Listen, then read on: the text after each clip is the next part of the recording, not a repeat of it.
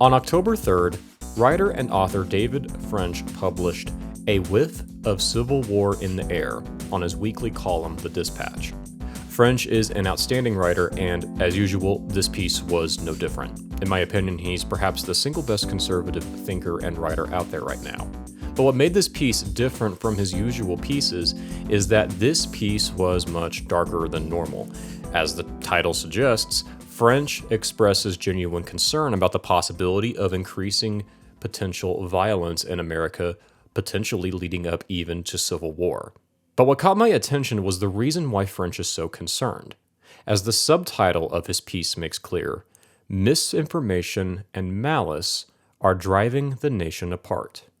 Listen to the first few paragraphs of his piece. On Thursday, the University of Virginia released polling results that should shock exactly no one who closely follows American politics and culture. A majority of Trump voters, 52%, and a strong majority of Biden voters, 41%, strongly or somewhat agree that it's time to split the country. Why would they even contemplate taking such a drastic step? Well, the poll provides the answers, and they're not surprising. Competing partisans loathe each other and view the opposition as an existential threat. This also isn't new. It's been tracked in poll after poll for year after year.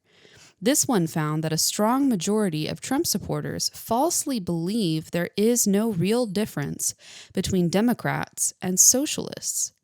A majority of Biden voters falsely see no real difference between Republicans and fascists. What this poll tracked better than many others is that the mutual loathing is based more on emotion than policy. In fact, the poll found that majorities of Trump voters expressed support for most elements of the Biden infrastructure and reconciliation plan. Even the least popular plank, supporting unions by banning state right-to-work laws, garnered 42% support from those who voted for Trump. Yet broad consensus on the most important legislation now pending in Washington didn't stop 80% of Biden voters and 84% of Trump voters from viewing the opposing party as a clear and present threat to American democracy. Although he never mentions the name of the book in his piece, French's comment and the polling results perfectly reinforce the premise of Chris Bale's Breaking the Social Media Prism: How to Make Our Platforms Less Polarizing. Bale published this book in April of this year, and having read it upon its release and studied it in depth for these past several months, I am convinced that this book represents a paradigm shift in the way that we understand social media and respond to social media's polarizing effects on American society. And for the next several episodes of this podcast, I'm going to be working through this book and interacting with Bale's claims, ideas, and research. I'm convinced that not only is this book a paradigm shift in how we view social media in general, I'm more convinced that this is a paradigm shift that the church is uniquely positioned to respond to in a productive and beneficial way. In this episode, we are going to cover chapters 1 through 3 of the book. And as we go through these episodes, if any of this interests you, I hope that you'll go out and pick up a copy of the book to read yourself. I don't want my commentary here to be a replacement for you supporting Bale and supporting his work through purchasing his book and through comprehending his arguments and research for yourself. Now, I do need to get one thing out of the way up front. Bale, to my knowledge, is not a Christian, and this is not a quote-unquote Christian book. In these next several episodes, I'm going to try to delineate, to the best of my ability, where Bale's thoughts end and my translation of them to Christian contexts begin. But I want to acknowledge up front that he may not agree or endorse my conclusions or commentary here in these episodes. That being said, despite the fact that this is not a Christian book, so to speak, I am firmly convinced that this is one of the most important books Christians could read right now, not just this year, but over the next several years. And the reason I esteem this book so highly is because, to put it bluntly, I think what Bale writes about in this book is true. I believe his research and his conclusions are truth. And I think his research has yielded insight into the nature of social media and social media's impact on society that Christians should take seriously, because if it is true, it ultimately has its origin in God, who is the source of all truth. I personally find John Calvin's position on Christians benefiting from non-Christian ideas and thinkers to be quite liberating. Whenever we come upon these matters in secular writers, let that admirable light of truth shining in them teach us that the mind of man, though fallen and perverted from its wholeness, is nevertheless clothed and ornamented with God's excellent gifts. If we regard the Spirit of God as the sole fountain of truth, we shall neither reject the truth itself nor despise it wherever it shall appear, unless we wish to dishonor the Spirit of God. For by holding the gifts of the Spirit in slight esteem, we contemn and reproach the Spirit himself. What then? Shall we deny that the truth shone upon the ancient jurists who established civic order and discipline with such great equity? Shall we say that the philosophers were blind in their fine observation and artful description of nature? Shall we say that those men were devoid of understanding who conceived the art of disputation and taught us to speak reasonably? Shall we say that they are insane who developed medicine, devoting their labor to our benefit? What shall we say of all the mathematical sciences? Shall we consider them the ravings of a madman? No, we cannot read the writings of the ancients on these subjects without great admiration. We marvel at them because we are compelled to recognize how preeminent they are. But shall we count anything praiseworthy or noble without recognizing at the same time that it comes from God? Let us be ashamed of such ingratitude into which not even the pagan poets fell, for they confessed that the gods had invented philosophy, laws, and all useful arts. Those men whom Scripture calls natural men were indeed sharp and penetrating in their investigation of inferior things. Let us accordingly learn by their example how many gifts the Lord left to human nature, even after it was despoiled of its true good. While I am glad to see that Christians are writing more on this topic and the general awareness of this topic has genuinely gone up, I've started to get a little concerned that Christian publishing on this topic has started to run a little stale and begun repeating itself on some ideas and some themes.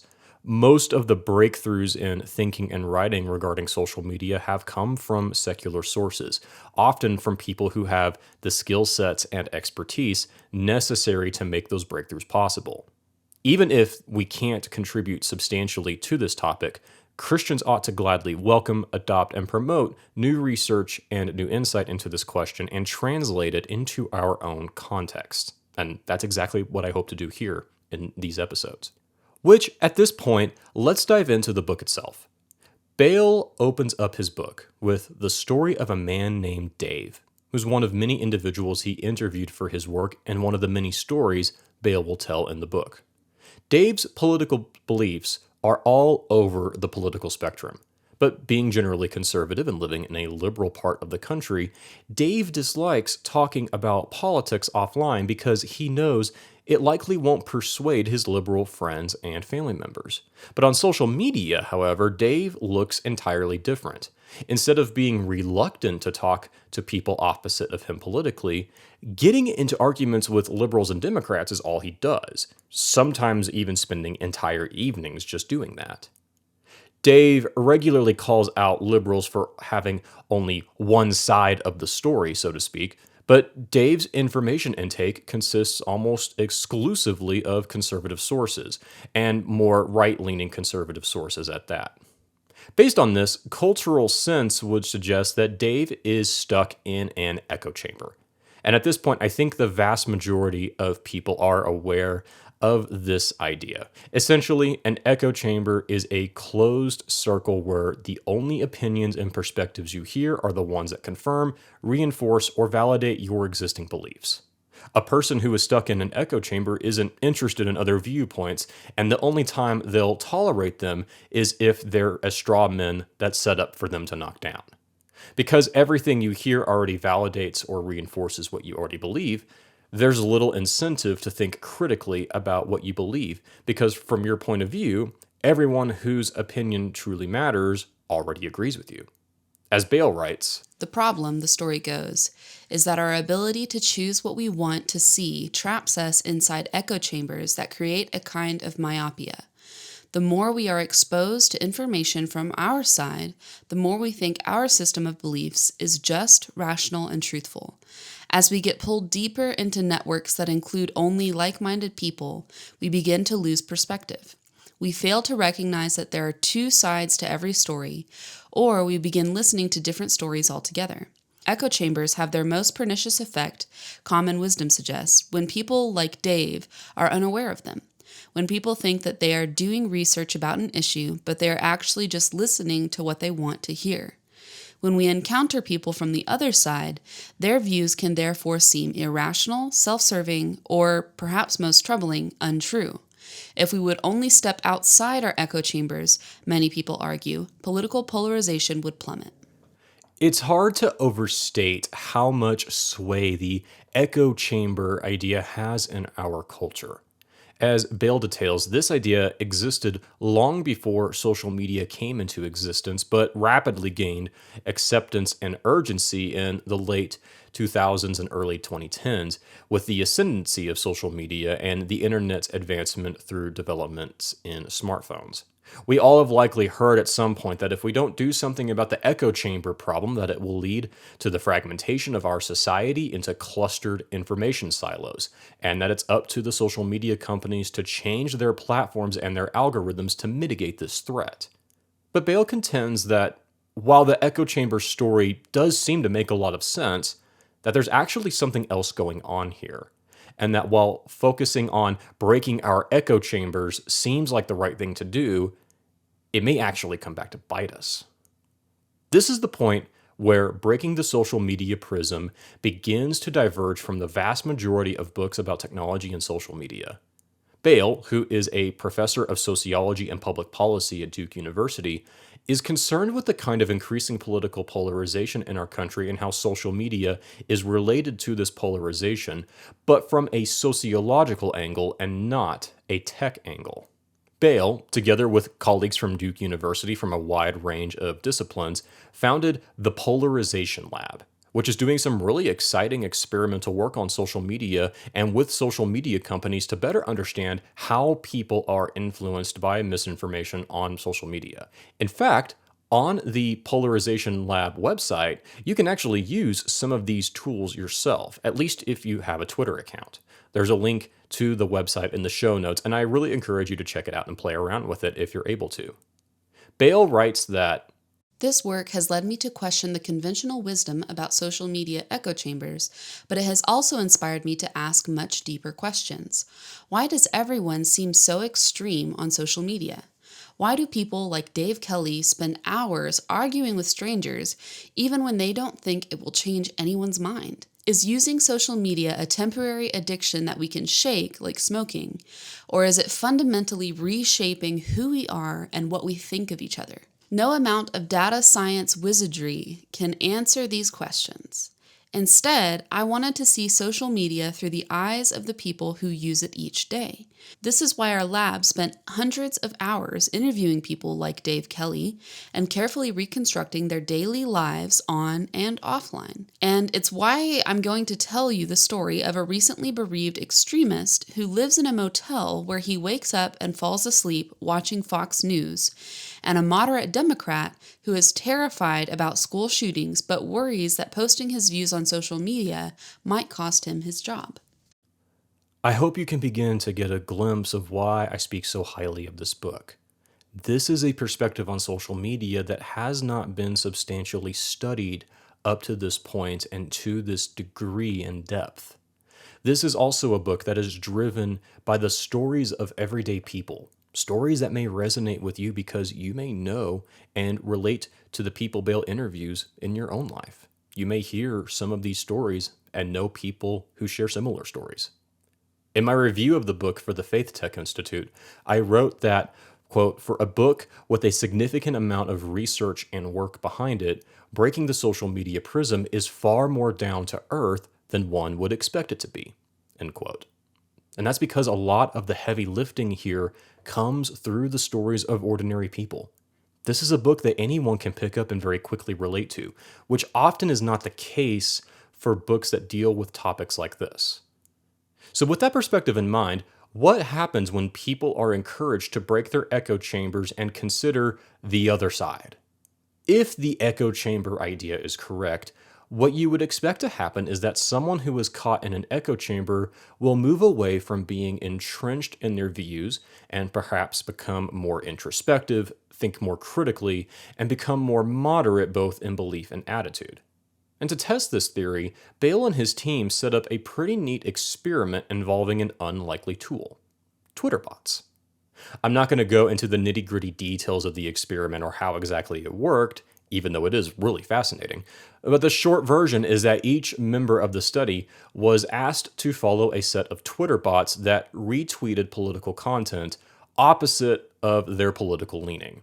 If they were conservative or Republican, they would see content from liberals and Democrats, and vice versa.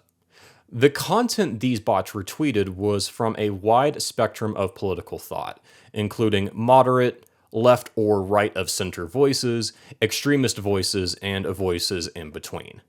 And after a month of this, Bale and his team reassessed the political leanings of those in the study using the same questionnaire they gave out at the beginning of the study.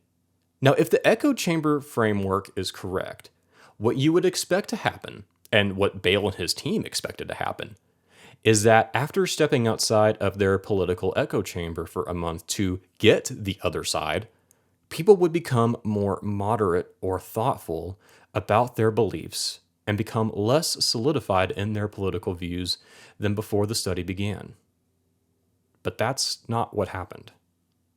In fact, the exact opposite happened.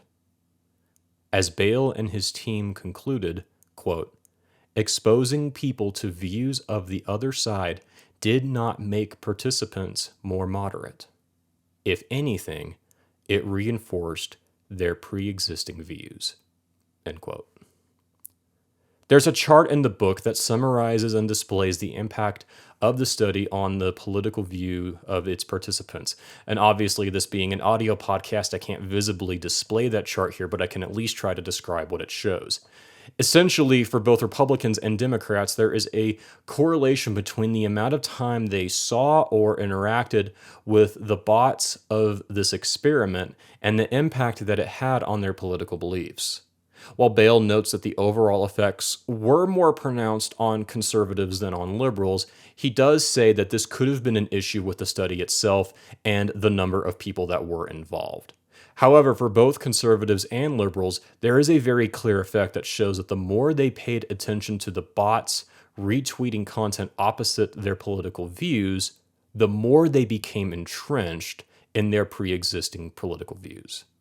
For those that were simply asked to follow the bots or followed the bots but maybe didn't pay too close attention to them, this effect was still present, but to a significantly smaller degree.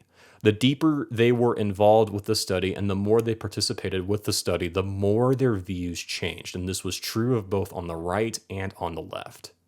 And this also held across different subgroups of this study as well, and soon other institutions replicated the results as well. As Bale says, "Our findings were also very consistent across different subgroups in the study. It did not seem to matter whether people were very devoted members of their political party or moderates who were mostly indifferent to politics. People reacted similarly to following our bots regardless of whether they were in strong or weak echo chambers before joining the experiment. The results were the same for people from different racial groups too. It did not matter if people were male or female, were old or young, lived in a city or rural area, or any of the more than 100 other variables we analyzed. We also carefully scrutinized the bots to determine if they had retweeted too many extreme messages. They hadn't. We also weren't the only ones to discover that exposing people to opposing views on social media could make them double down in their pre-existing views. 2 years after our study, an independent group of researchers from the Massachusetts Institute of Technology and Yale replicated our study on a different population and found the same puzzling effect." Bale and his team eventually decide to run the experiment again, but with some critical changes. Instead of increasing the number of participants in the study, they actually decreased it.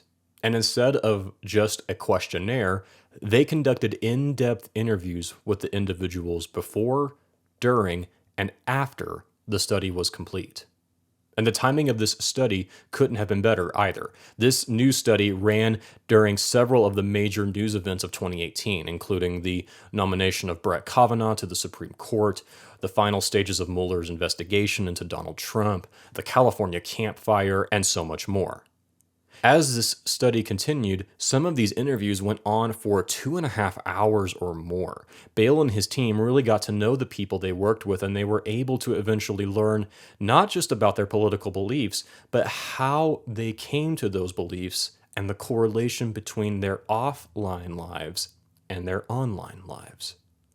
Eventually, what Bale concluded is that focusing on information and trying to understand political polarization is the wrong thing to focus on, at least at first. We need to focus on something else. But before I can get to what that thing is, I need to take a brief digression and address an invisible elephant in the room that has quietly shaped this entire conversation so far. Early on in the book, Bale sets himself and his work apart from some of the more prevailing narratives about social media and political polarization that you may hear in our day. If you've seen the documentaries The Great Hack or The Social Dilemma, you may be familiar with this. Essentially, that narrative is that these massive tech and media companies have figured out how to hack into human psychology to make ourselves addicted to their platforms or services. And because we are addicted to them, we are more susceptible to influence from bad or foreign actors. While I personally think rather highly of Tristan Harris and Aza Reskin and the work of the Center for Humane Technology, their podcast, Your Undivided Attention, is a really good podcast.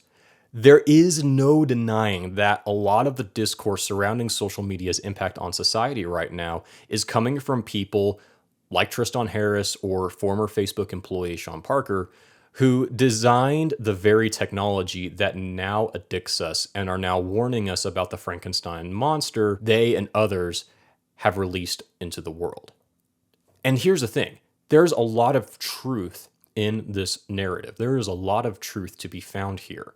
This framework for social media, known as the addictive design framework, does have a lot of significant merit to it. The reality that Facebook and Google and Apple have employed design choices intentionally designed to tap into our biological responses to pleasure are very well documented and indisputable at this point. The problem, as Bale correctly contends, is that even though there is substance to this view, it ends up trying to explain too much. As Bale says, studying social media from the perspective of the people who use it is also important because they are conspicuously absent from public debates about social media and political tribalism. Instead, our current conversation is dominated by a handful of tech entrepreneurs and software engineers who help build our platforms. These Silicon Valley apostates now claim the technology they created wields unprecedented influence over human psychology. Technology that not only traps us within our echo chambers, but also influences what we buy, think, or even feel. This narrative is very seductive for anyone searching for a scapegoat for our current situation. But is it really true? Though social media companies are by no means blameless for our current situation, the evidence that people are simple dupes of political micro-targeting, foreign influence campaigns, or content recommendation algorithms is surprisingly thin. Bale and I both agree that the addictive design framework cannot explain everything that is going on here, despite the fact that this framework has reached a rare pop culture status akin to smoking is bad for you and those around you. But where I think he and I may part ways is on what the framework gets wrong. Bale contends that this view of social media is deficient from a sociological perspective, and I don't disagree with that. But I contend that this view is deficient on a theological perspective. All of this talk about information and content reinforces a view of humanity that reduces us to being what Christian philosopher James K.A. Smith calls a brain on a stick. Essentially, the center of our being is our mind and our thoughts, which govern the choices we make and is the most important center for understanding ourselves and each other. And whenever we talk about content consumption or information being the driving force behind social media, we are saying that what drives us to use social media at all is because we are primarily driven by what we think. But is that actually true? Is that actually how God created us? What if we aren't driven by information or content or about what we think? What if we are driven by what we love? In his outstanding book, You Are What You Love, James K.A. Smith proposes the idea that we are not creatures driven primarily by our thoughts. Instead, as God has created us as embodied beings with a body, mind, and heart that are complexly intertwined together, we are driven by what we were created to do with this body, mind, and heart. We were created to love, and we are driven by the things that we love. And the shocking twist here is that sometimes we don't truly and actually love the things that we think we love. If we want to look at what we truly love, we need to look at our habits and our disciplines and the directions those habits and disciplines take us, and the conception of the good life or the good kingdom these habits and disciplines are going to take us towards and help us realize. As he says early on in the book, While paging through an issue of a noted Christian magazine, I was struck by a full-color advertisement for a Bible verse memory program. At the center of the ad was a man's face, and emblazoned across his forehead was a startling claim: "You are what you think." That's a very explicit way to state what many of us implicitly assume. In ways that are more modern than biblical, we have been taught to assume that human beings are fundamentally thinking things. We view our bodies as, at best, extraneous temporary vehicles for trucking around our souls or minds, which is where all the real action takes place. In other words, we imagine human beings as giant bobblehead dolls with humongous heads and itty-bitty unimportant bodies. It's the mind that we picture as mission control of the human person. It's thinking that defines who we are. the vast majority of the discourse surrounding political misinformation, polarization, and extremism fundamentally operates with this view of the human person in mind. Because the mission control of the mind has received the wrong information, people are sucked into conspiracy theories or become radicalized into holding extreme or unreasonable political positions, which translates into choices both in the polling booth and also into everyday life and our interactions with one another. Our media ecology also reinforces the view that our minds are the most important thing about us. From our phones and the internet as a whole to the design of apps, services, and platforms, we have now been empowered to believe and act as though our minds are of outsized significance and importance in relation to the rest of our bodies. With the amount of information, data, and content that's thrown to us in our just ordinary regular use of our phones alone, is it any surprise that we would focus so much on information, given how much information our minds are now able to process with the tools in our hands? But the view that our minds are what drives our decision making is wrong. It's not how God created us. God created us with the ability to think, but we are not primarily beings that think. Instead, our thoughts, our bodies, and our emotions are intimately interconnected to each other in ways that we cannot fully untangle. And the combined output of what we think, how we move, and what we feel translates into what we love. And what we love, we want. And we will do anything it takes to get it. That's just not James K.A. Smith's opinion. That seems to be Christ's own opinion as well. Jesus doesn't encounter Matthew and John, or you and me, and ask, "What do you know?" He doesn't even ask, "What do you believe?" He asks, "What do you want?" This is the most incisive, piercing question Jesus can ask of us precisely because we are what we want. Our wants and longings and desires are at the core of our identity, the wellspring from which our actions and behavior flow. Our wants reverberate from our heart, the epicenter of the human person. Thus, Scripture counsels, above all else, guard your heart, for everything you do flows from it. Proverbs 4:32. When it comes to dealing with tribalism, polarization, or extremism, not just of politics, but even of theology as well, asking, what do you know, or what do you believe, is the wrong question to start on. Something much deeper is driving us. And oftentimes, what drives our behavior is not what we think it is. But if the driving force of tribalism, polarization, or extremism isn't actually information or theory or content or arguments or statistics or data or research, then what is it that drives these things? Bale answers this question in the thesis of his book. I will argue that our focus upon Silicon Valley obscures a much more unsettling truth. The root source of political tribalism on social media lies deep inside ourselves. We think of platforms like Facebook and Twitter as places where we can seek information or entertain ourselves for a few minutes. But in an era of growing social isolation, social media platforms have become one of the most important tools we use to understand ourselves and each other. We are addicted to social media not because it provides us with flashy eye candy or endless distractions, but because it helps us do something we humans are hardwired to do: present different versions of ourselves, observe what other people think of them, and revise our identities accordingly. But instead of a giant mirror that we can use to see our entire society, social media is more like a prism that refracts our identities, leaving us with a distorted understanding of each other and ourselves. Focusing on information is the wrong place to start. We need to focus on identity, the sum total of what we think, feel, do, and most importantly, what we love.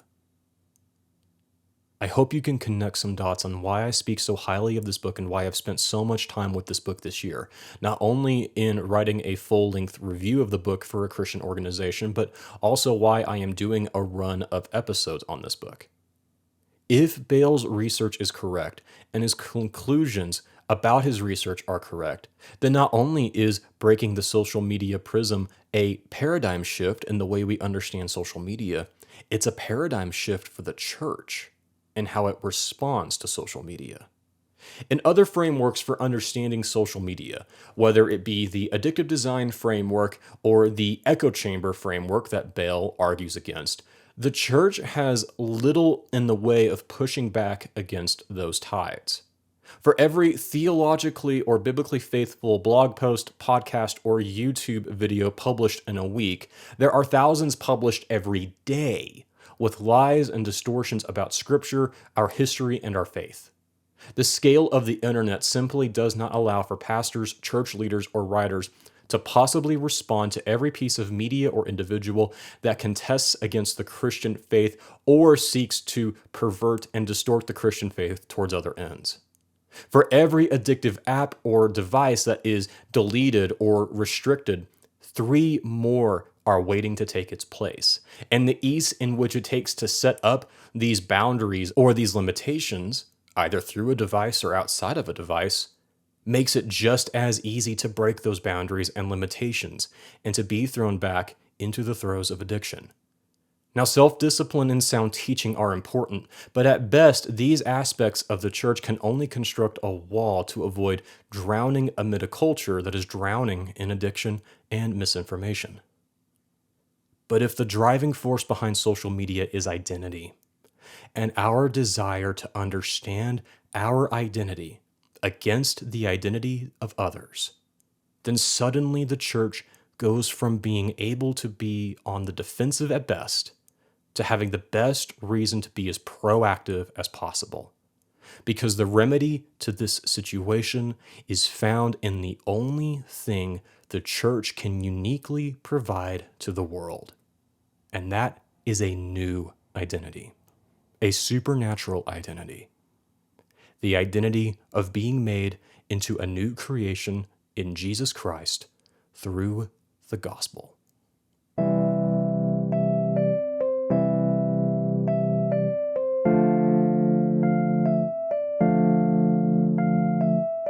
Thank you for listening to this episode of Breaking the Digital Spell, and I hope this episode convinces you not only to subscribe to the podcast for the next episode in this series, but to pick up a copy of Breaking the Social Media Prism as well. If you've enjoyed this episode, please consider leaving a one-time tip over at our Buy Me a Coffee page. And if you want more episodes, you can become a member of the podcast and unlock exclusive bonus content, including bonus episodes. Breaking the Digital Spell is produced by me, Austin Gravely, with production assistance from Andrew Akins. Quotes are read by my wife, Melissa. And I gotta say, while she does a great job at doing this every episode, she really knocked it out of the park this time. You can follow the show on Facebook, Twitter, and Instagram, and you can listen to this episode and all of our prior episodes on our YouTube page or anywhere else you get your podcasts. And please consider leaving an iTunes review if this podcast has been helpful to you so that others can discover it and listen to it as well. You can reach out to me directly with questions or comments through any of our social media platforms, or you can send comments or questions to breakingthedigitalspell@gmail.com. My name is Austin, and together we are breaking the digital spell.